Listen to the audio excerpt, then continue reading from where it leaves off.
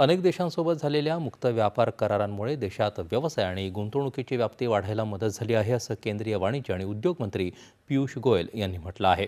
आज नवी दिल्लीत झालेल्या फिक्कीच्या 98व्या वार्षिक सर्वसाधारण सभेला संबोधित करताना ते बोलत होते. भारत या संदर्भात अमेरिका आणि युरोपियन युनियनसह 14 देशांशी चर्चा करत आहे. जागतिक कंपन्यांनी भारतात 100 अब्ज डॉलर्सची गुंतवणूक केली आहे, असं ते म्हणाले.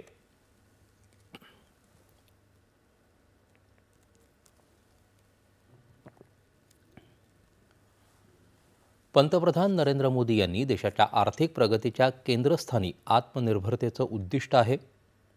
आत्मनिर्भर भारत आता एक सामूहिक राष्ट्रीय अभियान बनत असून या दृष्टिकोनात आणि प्रवासात प्रत्येक नागरिक आपापल्या पद्धतीनं योगदान देत आहेत, असंही त्यांनी सांगितलं.